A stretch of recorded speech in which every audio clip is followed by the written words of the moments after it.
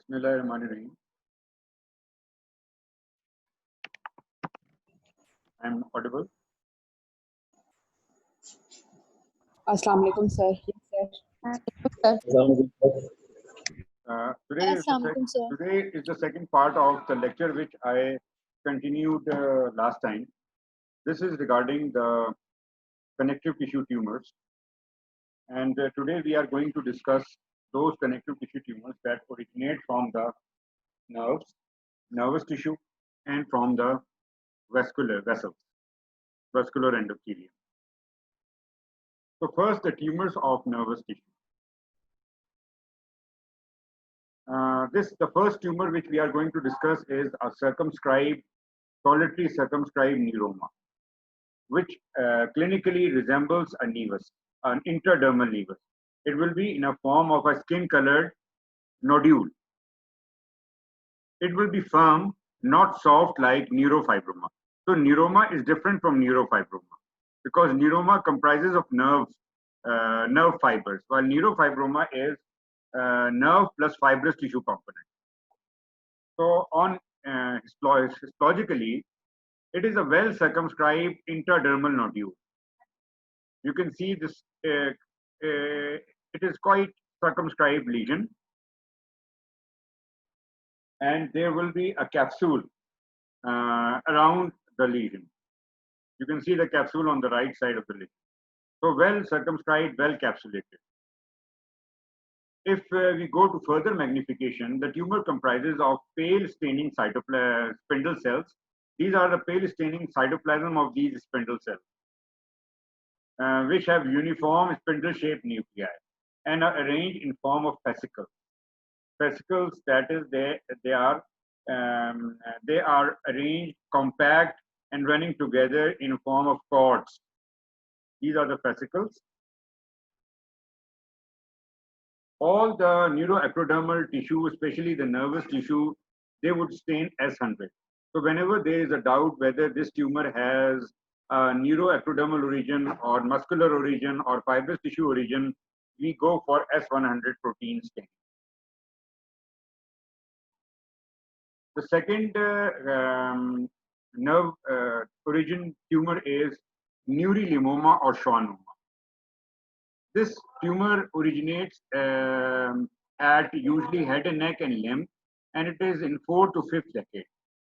A solitary painless dermal nodule.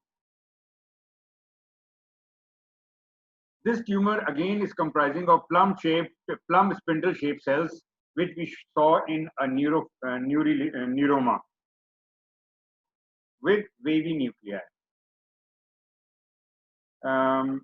Some of you might have heard about this term, that is Antony A and Antony B areas.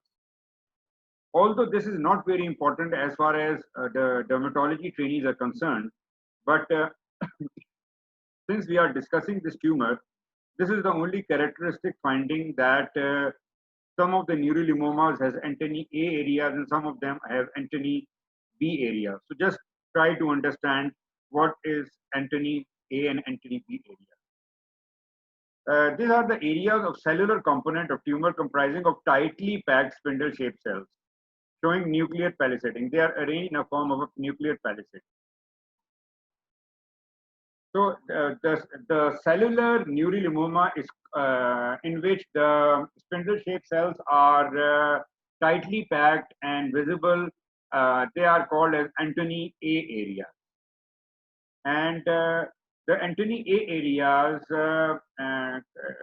comprising of two parallel strands of spindle-shaped cells with dendritic component in between, this is called as a verruca body. Verruca body. So this is again a palisading arrangement of spindle cells, and here again is a palisade, and in between there is an eosinophilic area. So this whole area in which there is palisade and palisade, in between middle there is an eosinophilic area, is called as the verruca body. And Antony B areas are those areas of a neurolemmoma in which the spindle-shaped cells are not very obvious, and they are present in an abundant myxoid stroma. The stroma is not compact, it is myxoid, and the cells are not as compact as in Antony AA. So if the cells are loosely, they are loosely disposed and the stroma is a myxoid stroma, then you will call it as Antony B area of a neurilemoma.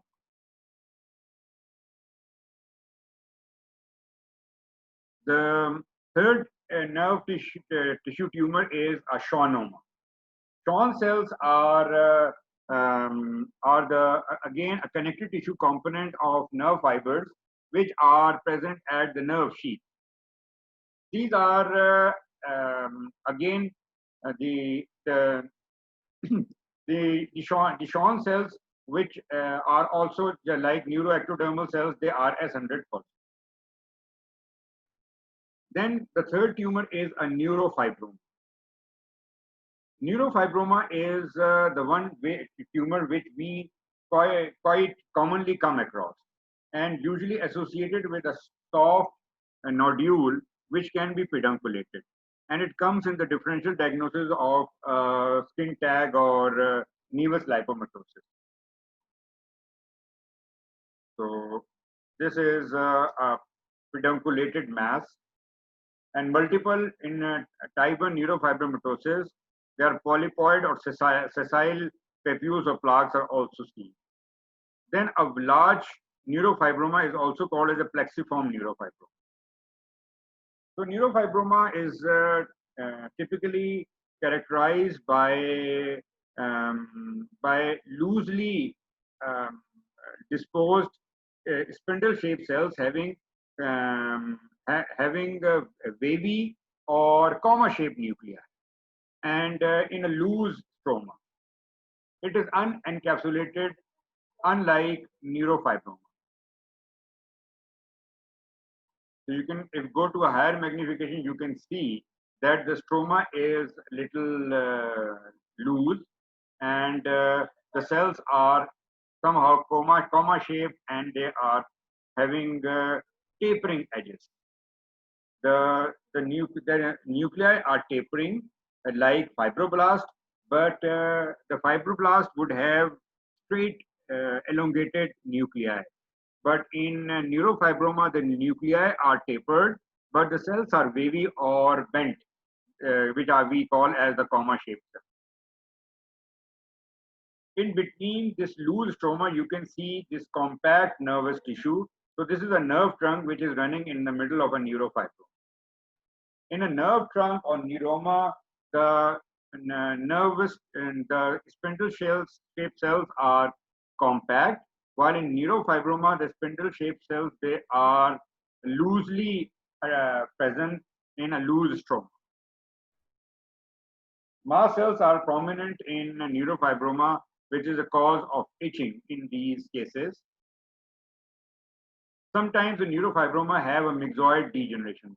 Mucin is seen, but this is not a common finding. A plexiform neurofibroma. A plexiform neurofibroma, if biopsied, will show a large nerve trunk within the background of loose nervous tissue. This is the neurofibroma tissue, and this is a trunk which has a little compact spindle shape or wavy nuclei. S100 will stain neurofibroma as well, but in addition to S100, there is CD34 positivity as well, because the neurofibroma, as the name signifies, it has the nervous and fibrous tissue component.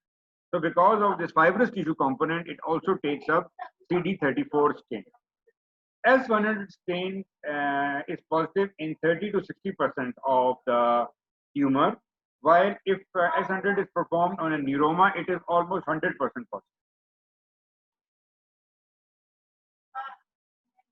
Neuriticoma is not an important nerve tissue tumor, but just included here, and I would take only 2 slides. It appears as a skin-colored nodule, and it is characterized. The tumor is characterized by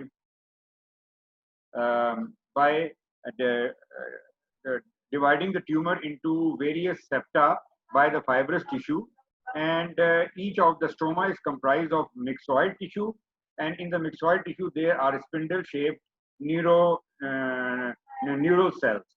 So this is a neurothecoma. Neurothecoma is characterized by fibrous tissue septa, loose stroma comprising of mucinous material, in which there are loosely arranged spindle-shaped nerve tissue cells. S100 will also be positive in neurothecoma.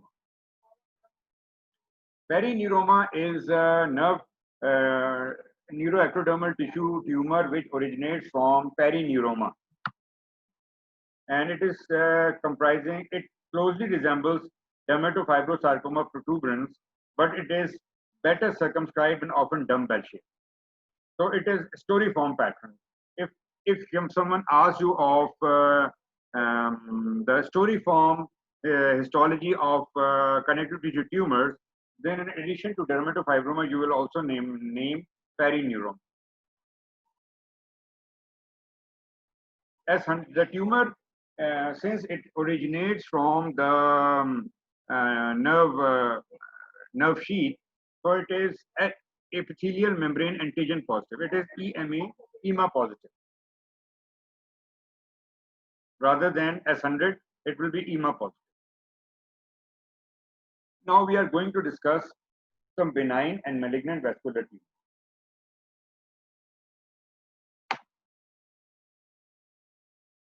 The first is the port-wine stain. Port-wine stain appears as a large macular lesion at birth. And in contrast to a strawberry nevus, this port-wine stain shows no tendency to regress. Rather, it grows continuously. Sturge-Weber syndrome is a related syndrome characterized by this AV malformation in the brain, resulting in fits and mental retardation, and CT scan would show meningeal angiomatosis. Klippert-Tenoni is another related syndrome which is characterized by hypertrophy of soft tissue and bone in area underlying a port-wine stain. So port-wine stain is an AV malformation. It is characterized by numerous dilated vascular channels which will be of variable caliber. This is important, that the caliber, some are small, some are large. That's why, and even the vessel wall is also of variable thickness. Treatment of port-wine stain. There are currently two treatment options. Either we go for laser or we just go for cosmetic camouflage. There is no medical treatment for port-wine stain.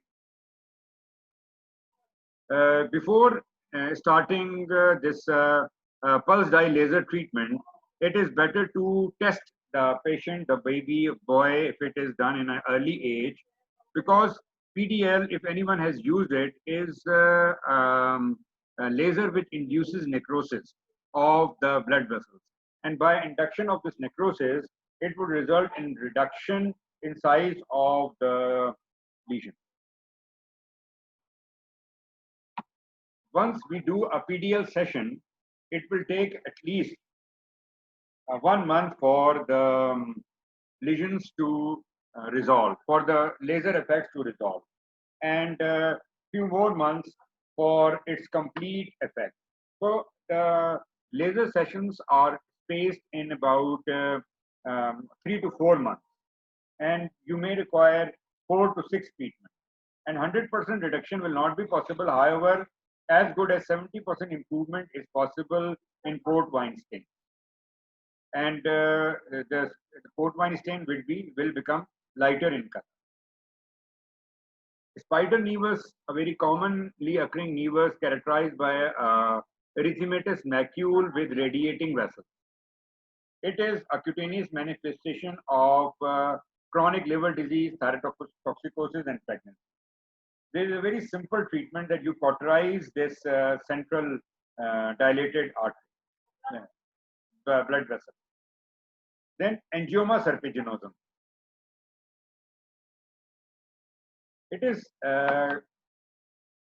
characterized by a tiny red macule, particularly over the extremities. It is an uncommon acquired vascular nevoid disorder. It is asymptomatic, characterized by erythematous to violaceous, serpiginous or punctate macule. Common in females and adolescents and unilateral. And it is again treated by PDL. Can also be treated by IPL.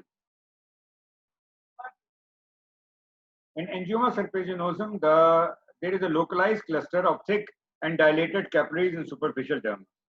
So the amount of blood vessels in angioma serpiginosum is not as huge as in port wine stain. So it is easily treatable disorder by means of any vascular laser. Venous lake. It is characterized by a blue-colored blister on the lip, usually on a sun-damaged skin, in lips of elderly individuals. If we do histopathology, then there will be a large dilated vein, a large blood vessel with thin endothelial line. Angiokeratoma. There are various different syndromes of which are characterized by angiokeratoma. Can be solitary, can be multiple, can be circumscribed, and can be associated with other systemic findings. Whatever is the syndrome, the characteristic lesion of angiokeratoma is a papule which has a keratotic surface. And if we do histology, there is a dilated and congested blood vessels overlying which there is thickened epidermis and hyperkeratotic stratum cornea. Thickened epidermis and hyperkeratotic stratum cornea and dilated blood vessel congested with RBC. Then strawberry nevus or infantile hemangioendothelium. This lesion gradually enlarges, not present at birth, but develops within the first few months and gradually enlarge to reach to 5 centimeter in size.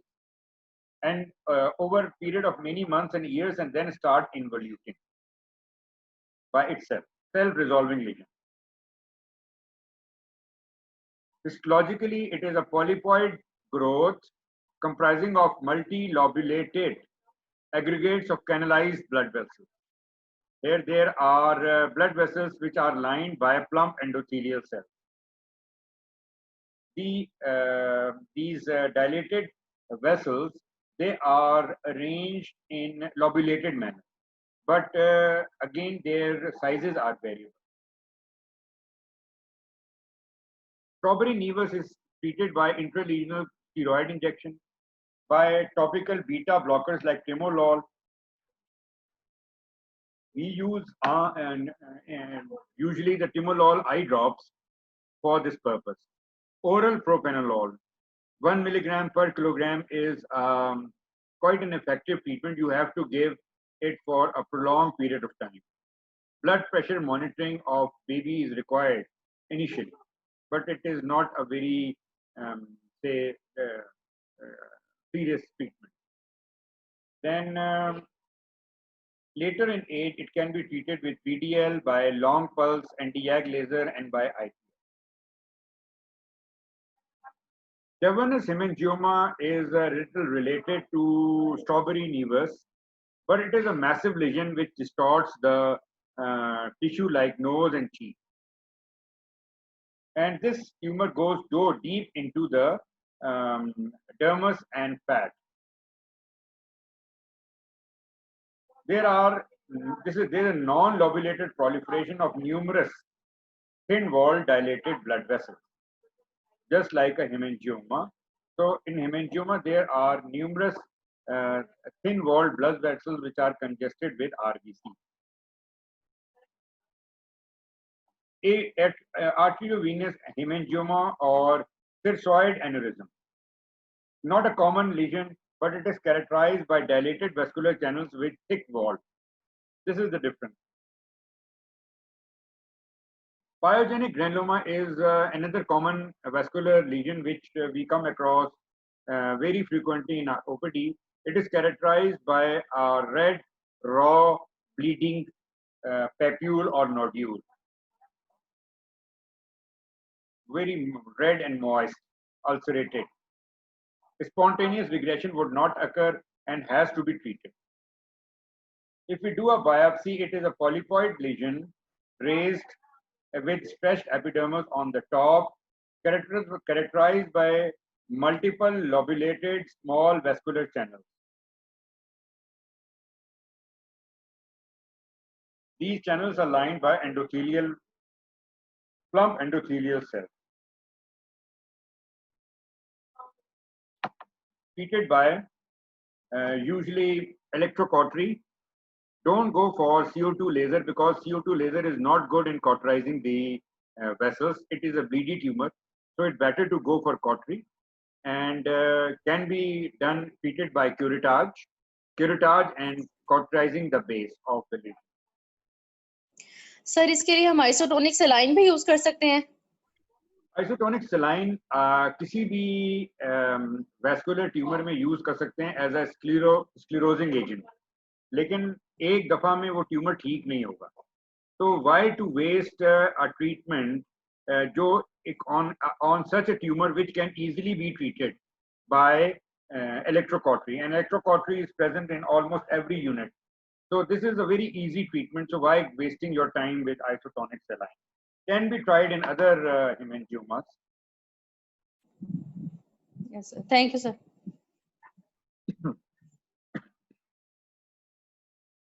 Hobnail hemangioma. This is characterized by a targetoid appearance. A solitary lesion, a central erythematous or violaceous nodule surrounded by an erythematous halo, ecchymotic halo. The histology is typical, that is wedge-shaped vascular proliferation is seen protruding into the lumen of the existing blood vessel. This is endothelial lining, and this is a protruding, wedge-shaped protruding vascular proliferation. This is called as the hobnail hemangioma, just because of this typical hobnail appearance. Then, Kimura's disease or angiolymphoid hyperplasia with eosinophilia. Just remember that angiolymphoid hyperplasia with eosinophilia is a totally skin disorder, while Kimura disease is again an angiolymphoid hyperplasia with eosinophilia with systemic findings. So in Kimura disease, there is striking swelling of the neck as a result of soft tissue and nodal involvement. In addition, there is eosinophilia, increased IgA, renal disease, and juvenile temporal arteritis. So with systemic complications. It's a benign chronic inflammatory condition seen predominantly young males of East Asian descent. Skin involvement is common and ranges from subcutaneous mass around the head and neck to a variety of non-specific manifestations like itch and urticaria and eczema. Kidney involvement is seen in 12 to 16% of patients. Then angiolymphoid hyperplasia with eosinophilia. It is characterized by skin colored or erythematous grouped or aguminate papules or nodules on head and neck region, but typically seen surrounding the pinna. Now, as the name signifies, the name is angiolymphoid hyperplasia with eosinophilia. So there are three typical histological features in the name. Angio means blood vessels, lymphoid means lymphocytes, and eosinophilia means eosinophils. So there will be numerous lymphoid follicles, like you see in a lymph node, with prominent germinal center in Kimura's disease as well as in angiolymphoid hyperplasia. In addition, there is vascular proliferation as well. There are numerous small blood vessels. So proliferation of blood vessels, lymphocytes arranged in a form of follicles, and lots of eosinophils. So these three features make the histology of angiolymphoid hyperplasia with eosinophilia. This table shows the differences between the angiolymphoid hyperplasia with eosinophilia and Kimura disease. In Kimura disease, The lymphoid follicles are prominent, while in angiolymphoid hyperplasia, the blood vessel proliferation is finding. And then other feature is the number of eosinophils are much higher in Kumara's disease. It is less in angiolymphoid hyperplasia. It does not extend into muscle fascia, while Kimura disease extends deep into the muscle fascia and into the skeleton. Treatment.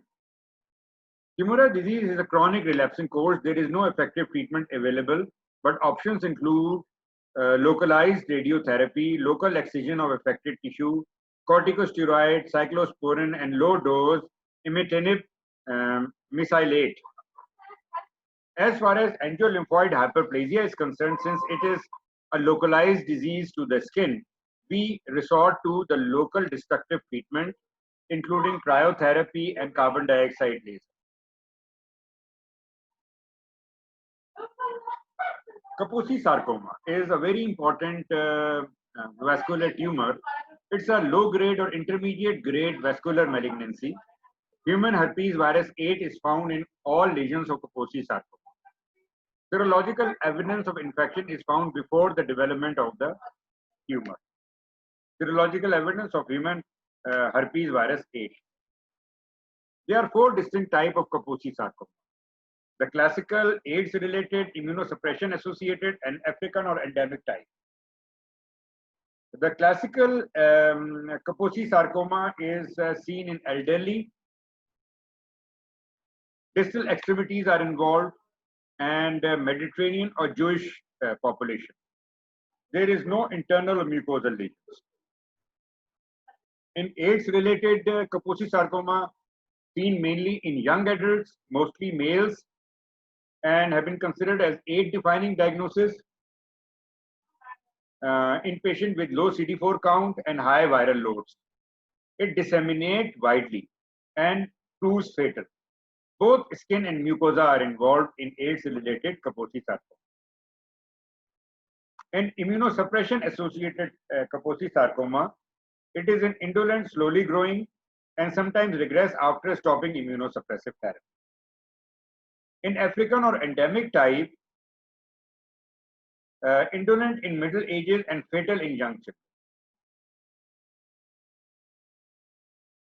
children. The appearance is quite typical. It is characterized by multiple discrete nodules or plaques, which are typically violaceous in color. Can be seen in the palate on the lips.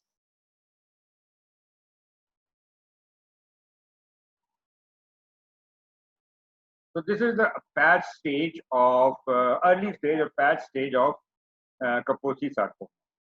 In patch stage, you can see the proliferating blood vessels. These are the plump endothelial lining of the blood vessels, which are swollen, hyperchromatic, surrounded by a mixture of lymphocytes and plasma cells. Then the typical feature of Kaposi sarcoma is dissection of collagen bundles. That is, the blood vessels are seen dissecting the collagen fibers, and these are the large collagen fascicles are broken up into small fascicles. So these are being dissected or cut by these proliferating blood vessels. In addition to this, there will be hemosiderin deposition, RBC extravasation, which would leave the hemosiderin color, which is the main cause of its violaceous hue. Then in plaque stage, full thickness of the dermis is involved. There is proliferation of blood vessels, extensive vascular proliferation, and you must have heard of this sign, which is called as the promontory sign. Promontory sign is the newly formed vessels, and the pre-existing one, that is you can see this is the old blood vessel, and here you can see new blood vessels emerging from within the old blood vessel. So vessel within the vessel. This is actually the promontory sign. Dissection of collagen is marked here, you can see the collagen fascicles are broken up into round facets. Lots of hemorrhage here, well circumscribed nodule. This is the nodular stage of Kaposi sarcoma. Lots of RBC extravasation. Now, since most of the cells here are endothelial cells, so these endothelial cells will be little bizarre with mitosis as well. These are the mitosis.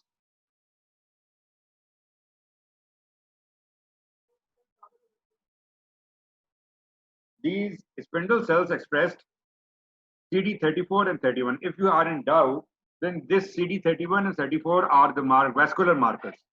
So for any vascular tumor, we would go for either CD31 or 34. In addition, there is another marker for Kaposi sarcoma, which is human herpes virus 8. So if this marker is available, then it is diagnostic for Kaposi sarcoma. Treated by cryotherapy, by radiotherapy. Just a minute. Aage? Not treated. Cryotherapy, radiotherapy, topical retinoids, topical antiviral like cidofovir, intralesional interferon alpha, tumor necrotic factor alpha, and vinca alkaloids can be treated by surgery, cautery, infrared coagulation, or laser, CO2 ablative laser, photodynamic therapy, and cosmetic camouflage. Systemic treatment include the antiretroviral therapy, isotretinoin, cidofovir, intravenous chemotherapy, for example, liposomal daunorubicin, liposomal doxorubicin, bleomycin, vincristine, so all the anti-tumor therapies, interleukin 4, then imitinib, which is platelet-derived growth factor, c-KIT inhibitor, receptor inhibitors, thalidomide. So there are various treatment options, both surgical as well as medical treatment. Summary of current recommendations. In early stage Kaposi sarcoma, we go for classical antiretroviral therapy and local radiotherapy or liposomal anthracycline. In advanced stages of Kaposi sarcoma, this antiretroviral therapy with liposomal and liposomal anthracycline, either doxorubicin or daunorubicin can be given.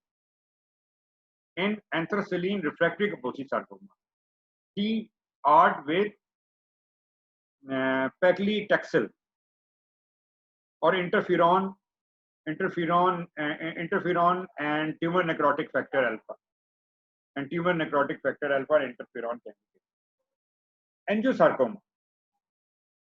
Angiosarcoma is the malignant form, malignant blood vessel tumor characterized by purplish, bluish discoloration of the face, idiopathic and involved head and neck region. Lymphedema can be associated with angiosarcoma or post-radiation angiosarcomas can occur. It can be really very bad clinically and carries poor prognosis with death in 80% of the rapid death in 80% of the cases. It metastasizes to the regional lymph nodes and to the lung. Adverse prognosis is the larger size, deep invasion, mitosis, and older patients. Characterized by extensive infiltration of dermis by blood vessel proliferation. You can see these endothelial cells lining the vessels. They are highly pleomorphic. Highly pleomorphic in atypical cells are seen. These all are highly pleomorphic cells. See the pleomorphism. And multiple mitoses are seen. Dissection of collagen. Whenever you are in doubt, you would always order CD31 and 34, which would mark the endothelial cell. Lymphangioma circumscriptum is a benign nevoid disorder of lymphatics. Just like in hemangioma, it is characterized by dilated vascular channels lined by a single layer of endothelium, but the lumen is not congested with RBC. Rather, serum is present within the lumen. There will be no RBC. So this is the difference between a hemangioma and a lymphangioma. Dilated vascular channels lined by single layer of endothelium, but no RBC. Glomus body. What is the glomus apparatus? In this diagram, this is the glomus apparatus. Here, these are the veins, these are the arteries. These are actually the AV fistulas. It is a component of dermis involved in body temperature regulation. Glomus body consists of an atriovenous shunt surrounded by a capsule of connective tissue. Glomus bodies are most numerous in finger and toes. The role of glomus body is to shunt the blood away from the skin surface when exposed to cold. So when exposed to cold, this connective tissue framework would contract, and the blood will run away from the dermis. While in hot temperature, it will dilate and maximum blood will flow through these channels. Glomus tumor arises from the glomus body and are which are special AV anastomosis and are composed of smooth muscles. Typically, multiple small reddish blue papules are seen on palm and fingers, and especially subungual, characterized by paroxysmal pain on exposure to cold or on pressure. This is a glomus tumor, which has two components, a vascular component comprising of dilated and congested blood vessels, and cellular component, which the vessels are surrounded by cuboidal cells, many layers of cuboidal cells. These are actually the smooth muscle cells, which contract and dilate. So to confirm the glomus body tumor, we go for smooth muscle actin, which would stain these glomus cells. There is another tumor which is called as glomangioma. Glomangioma is different from glomus tumor in that the dilated vascular channels are more prominent, while the cuboidal smooth muscle component is less prominent. There is one or two layers of smooth muscle cells surrounding a dilated vascular cell. So this is glomangioma, less common than glomus tumor. These are various dilated channels, and these dilated channels are lined by a thin wall of these cuboidal smooth muscles. Both SMA and vimentin is positive in glomus tumor. So this will be the typical stain, the smooth muscle actin, to diagnose a glomus tumor. So that's all for today. Any question from today's lecture?